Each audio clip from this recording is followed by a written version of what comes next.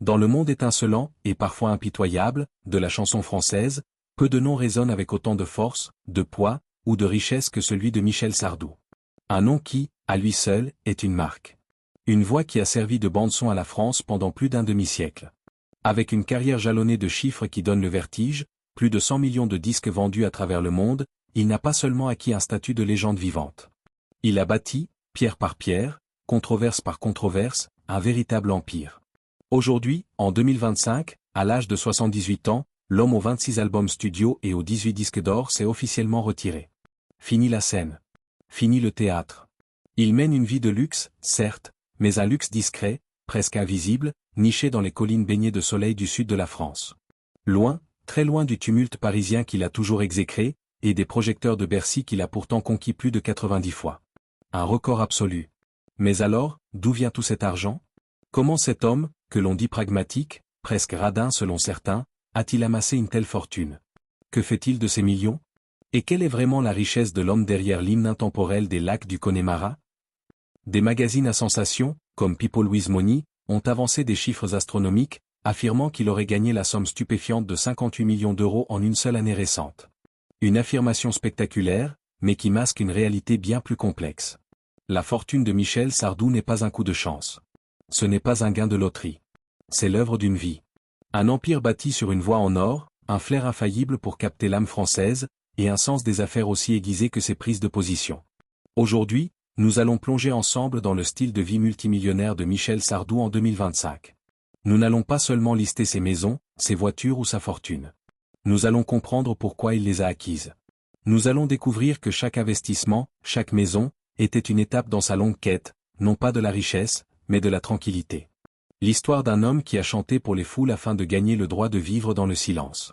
Si vous êtes prêt à découvrir les secrets de cet empire, et si vous pensez que les légendes comme Michel Sardou méritent qu'on raconte leur histoire avec profondeur, nous apprécierions énormément que vous preniez une seconde pour laisser un j'aime sur cette vidéo. C'est un petit clic pour vous, mais un immense soutien pour notre travail. L'héritage du vaudeville, bâtir sur le nom. Pour comprendre la fortune de Sardou, il faut d'abord comprendre l'homme. Et pour comprendre l'homme, il faut remonter à son enfance. Michel Sardou n'est pas né dans le besoin, mais il n'est pas né non plus avec une cuillère en argent dans la bouche. Il est né dans le métier. Il est le fils de Fernand Sardou et Jackie Sardou. Deux monstres sacrés du théâtre de boulevard, du vaudeville, de l'opérette. Des visages que toute la France connaissait. Michel a grandi dans les coulisses, entre l'odeur de la poussière, du maquillage et les courants d'air des loges. Il n'a pas connu la faim, mais il a connu l'incertitude du cachet, la vie sur la route, les hôtels modestes. Il a vu ses parents travailler sans relâche, faire rire la salle même quand le cœur n'y était pas. Cette enfance lui a inculqué deux choses fondamentales. La première, une éthique de travail acharné. La seconde, une peur panique de n'être que le fils de. Toute sa jeunesse, il n'est pas Michel. Il est le fils Sardou. Cette étiquette est à la fois une porte d'entrée et une prison. Il en gardera une rage de réussir, une volonté de se prouver, non pas pour l'argent, mais pour le nom. Il veut que Sardou soit son nom, pas seulement celui qu'on lui a légué. Ses débuts sont difficiles. Terriblement difficiles.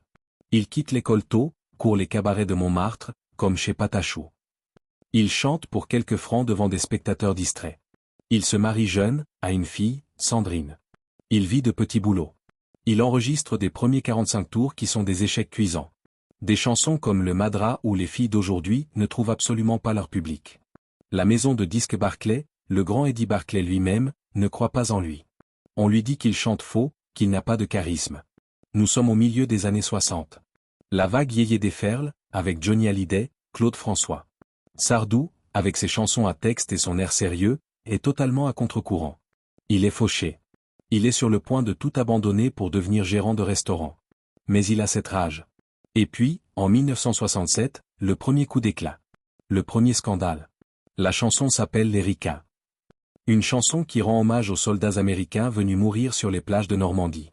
Nous sommes en plein gaullisme, la France a quitté le commandement intégré de l'OTAN, l'anti-américanisme est ambiant. La chanson est jugée pro-américaine, provocatrice. Elle est déconseillée, voire interdite d'antenne sur de nombreuses radios d'État. C'est là que Sardou comprend. Il comprend que pour exister face aux idoles, il ne doit pas suivre la mode. Il doit la créer. Il doit dire ce que les autres taisent. La controverse, loin de le tuer, le lance. L'Erika crée sa première tribu. Il devient le chanteur de cette France silencieuse qui n'oublie pas. Le personnage Sardou est né. Et avec lui, la future fortune. Si vous vous souvenez de cette époque, ou si vos parents vous en ont parlé, dites-le nous dans les commentaires.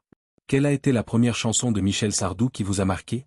La machine est lancée, l'âge d'or dès les années 70. La décennie 70 est une véritable tornade. Sardou trouve son style, sa voix.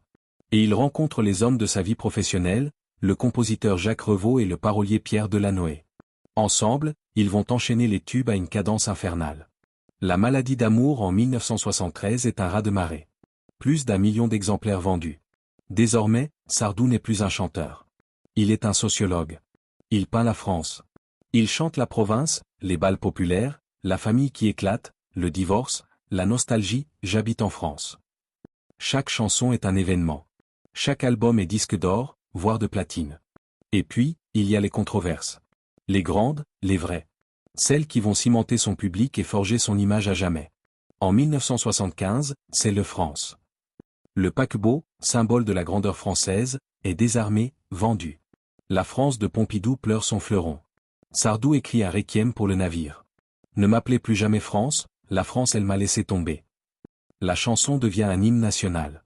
Elle dépasse la musique. Elle devient un acte politique. On raconte que Valéry Giscard d'Estaing, alors président, l'écoutait en boucle. Sardou a capturé un sentiment national.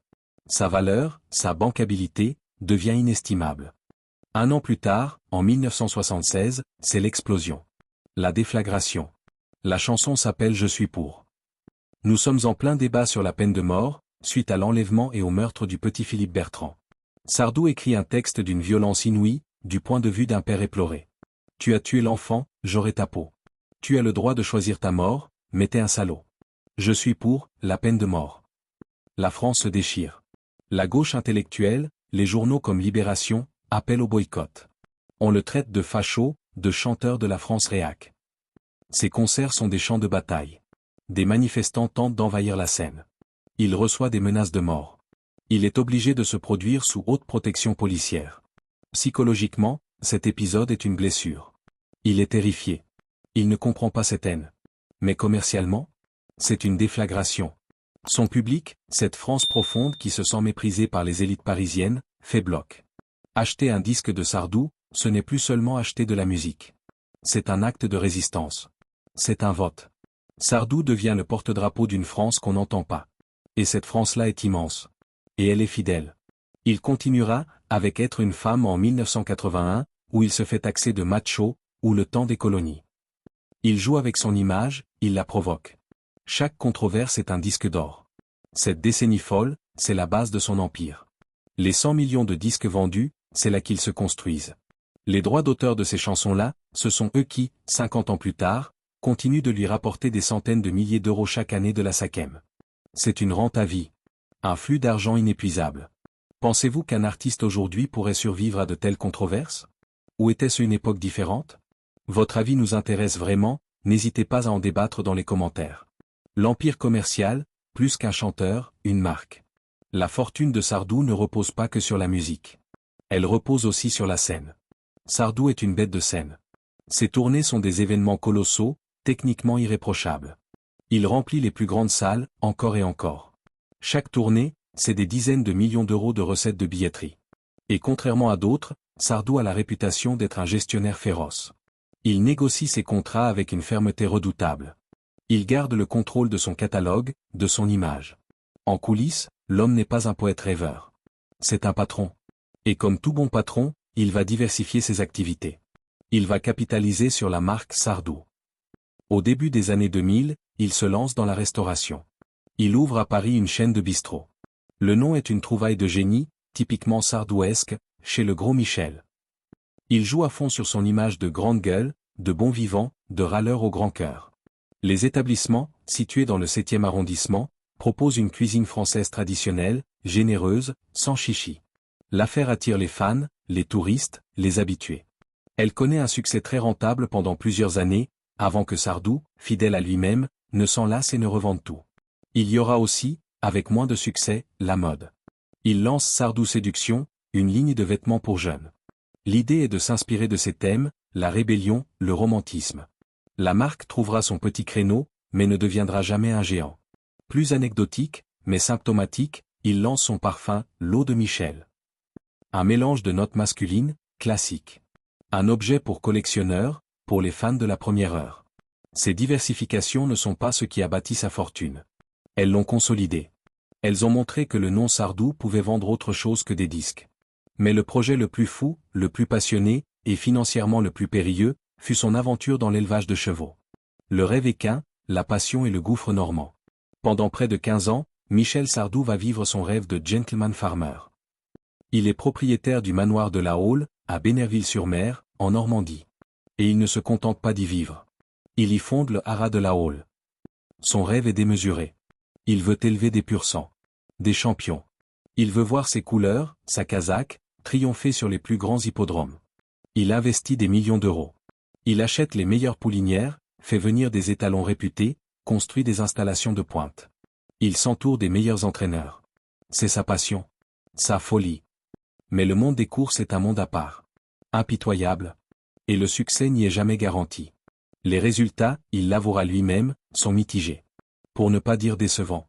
Ses chevaux courent, font des places d'honneur, mais ne gagnent pas les grandes courses. Il n'aura jamais son arc de triomphe.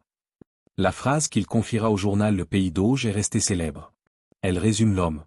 J'y ai jeté de l'argent. Mais je finissais toujours 4e ou 5e. Ça me rendait fou. Imaginez cet homme, ce numéro 1 absolu du box-office, qui remplit des stades, qui vend des millions de disques, et qui, sur l'hippodrome, n'est qu'un petit propriétaire qui n'arrive pas à gagner. C'est insupportable. Sa nature pragmatique reprend le dessus sur sa passion. J'ai dit à mon entraîneur, si les prochains ne gagnent pas, on arrête. Ils n'ont pas gagné. Alors, on a arrêté. L'aventure du haras de la Haule est terminée. Il vendra les écuries, les chevaux. Il s'éloigne de ce rêve, frustré, mais plus sage. Il admettra avoir quand même gagné plus que la plupart des éleveurs amateurs, et avoir récupéré une partie de sa mise. Mais la leçon est là. Il a goûté à un luxe qui ne dépend pas de son travail, mais de la chance. Et il n'aime pas ça. Cette aventure montre son rapport complexe à l'argent. Il peut le dépenser sans compter pour une passion. Mais il déteste perdre. Ce pragmatisme est la clé de sa fortune. C'est ce qui le distingue radicalement d'autres stars de sa génération, comme son ami et rival, Johnny Hallyday. Et cette différence, elle va s'exprimer de la manière la plus éclatante sur un sujet, l'impôt. Si vous aimez ces histoires sur les passions secrètes des célébrités, sur ce qu'elles font de leur fortune loin des caméras, n'hésitez pas à vous abonner à notre chaîne. Nous explorons les vies les moins connues des personnalités les plus célèbres, et votre soutien nous est indispensable. Le poireau français, Sardou, Johnny, et la question fiscale. C'est une des facettes les plus fascinantes du personnage Sardou.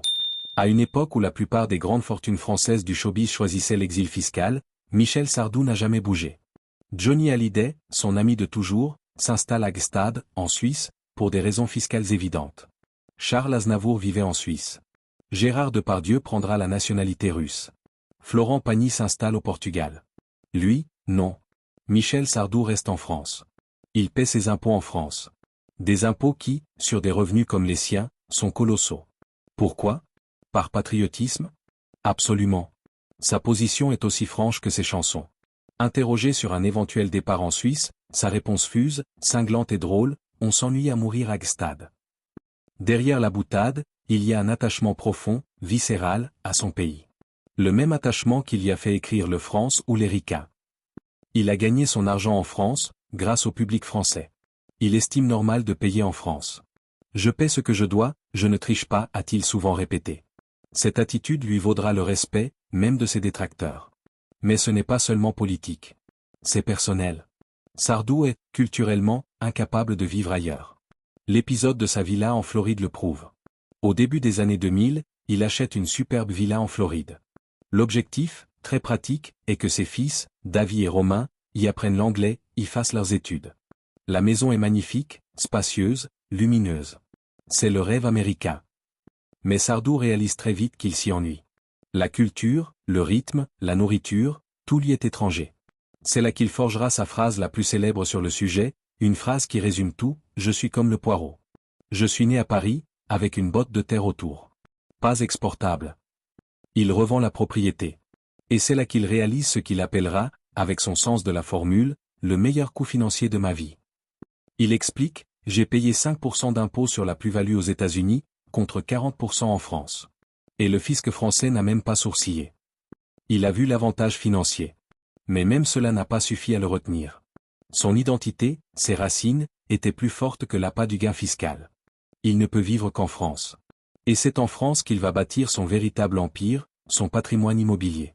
Le patrimoine d'un homme en quête de refuge. Les sanctuaires, l'empire immobilier d'un homme en quête de silence. Si la discographie de Sardou est une fresque de la France, son patrimoine immobilier est la carte de sa psychologie. C'est l'histoire d'un homme qui, plus il devient célèbre, plus il cherche à s'isoler. D'abord, il y a l'apogée parisienne. Le sanctuaire de Neuilly-sur-Seine. Au début des années 2000, Sardou vit dans un spectaculaire hôtel particulier.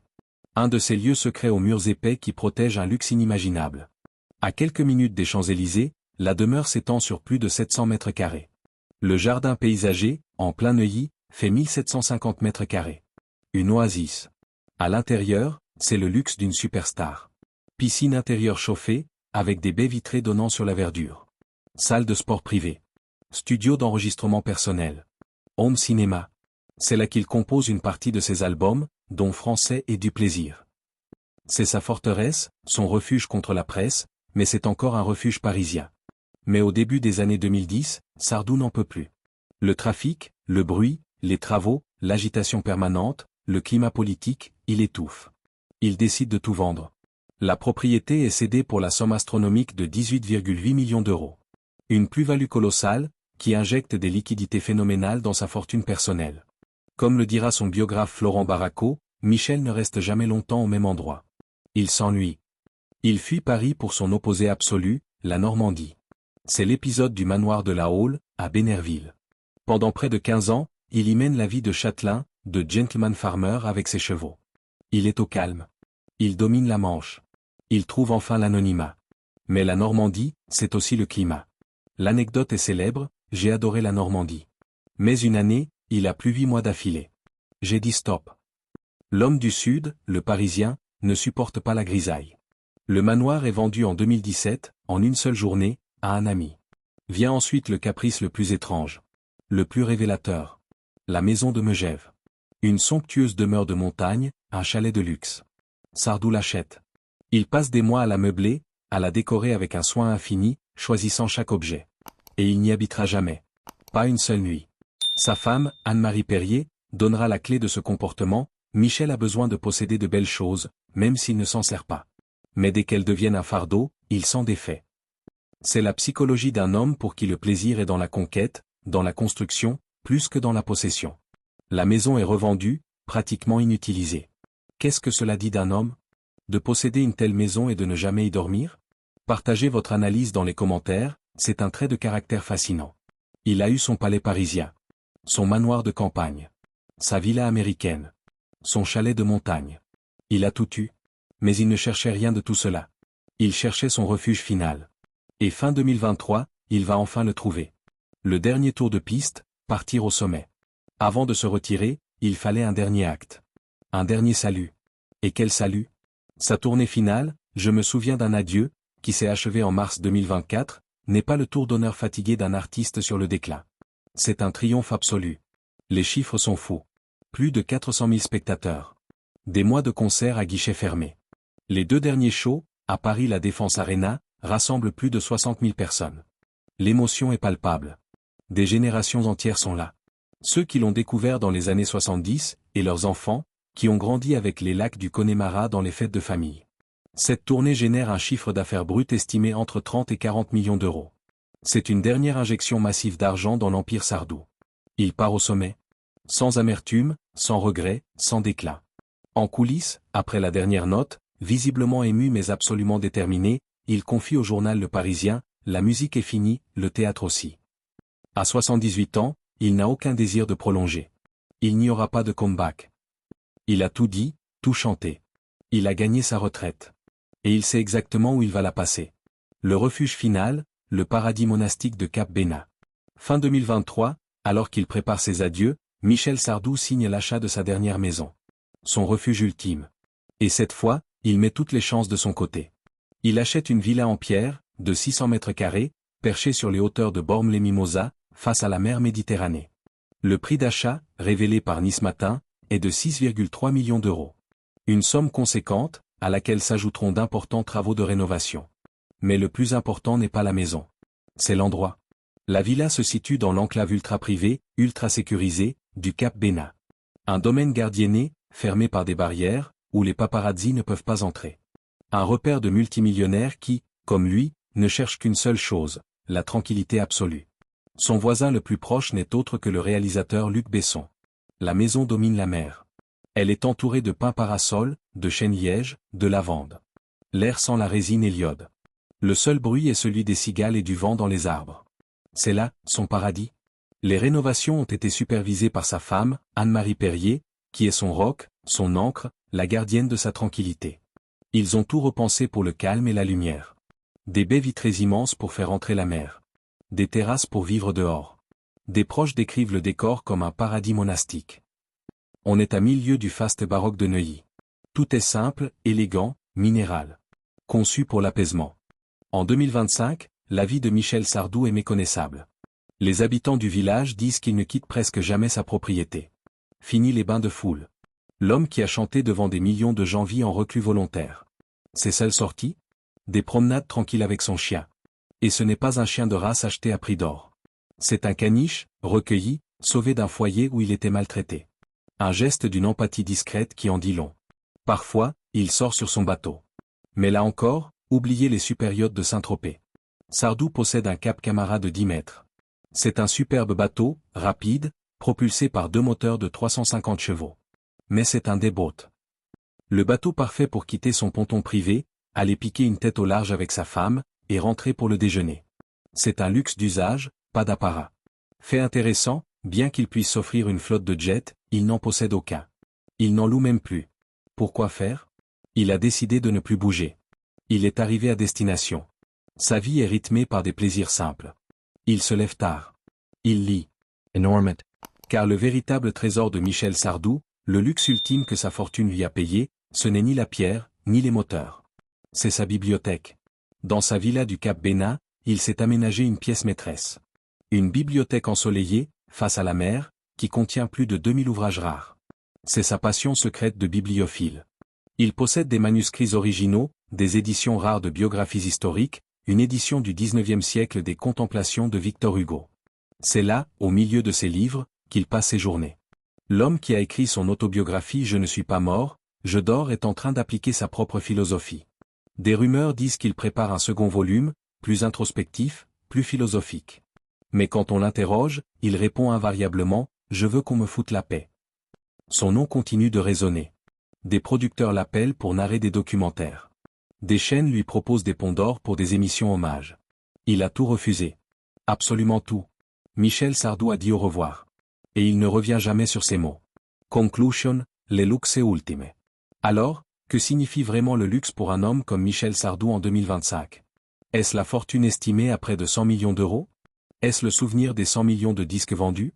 Est-ce sa villa de 6 millions d'euros au Cap Bénat, ou son bateau rapide? Non. Le luxe de Michel Sardou, c'est d'avoir bâti un empire, d'avoir gagné plus d'argent que la plupart des gens ne peuvent en rêver, pour s'acheter le bien le plus précieux de tous, le droit absolu de dire non. Le luxe, pour lui, c'est de pouvoir refuser des millions pour un dernier concert. C'est la fierté de payer ses impôts en France, par simple principe, quand il pourrait si facilement y échapper. C'est d'avoir connu la fureur des foules et de choisir le silence d'une bibliothèque. Sa fortune ne se mesure plus en euros. Elle se mesure en tranquillité. Dans son paradis monastique, face à la mer, avec son chien, sa femme et ses livres, l'homme qui fut la plus grande voix de France apprend enfin à simplement aimer le silence. Il n'a plus rien à prouver. Il n'a plus rien à vendre. Il est libre. Merci d'avoir regardé cette vidéo jusqu'au bout. L'histoire de Michel Sardou est celle d'une France entière, avec ses contradictions, sa fierté et sa quête de paix. Si ce voyage dans la vie d'une légende vous a touché, la meilleure façon de nous soutenir est de vous abonner à la chaîne et d'activer la cloche. Nous avons encore tant d'histoires à vous raconter. Et pour finir, une dernière question pour vous, la plus importante. Quelle est votre chanson de Michel Sardou? Celle qui a marqué un moment de votre vie? Dites-le nous dans les commentaires. Nous avons hâte de vous lire. À très bientôt.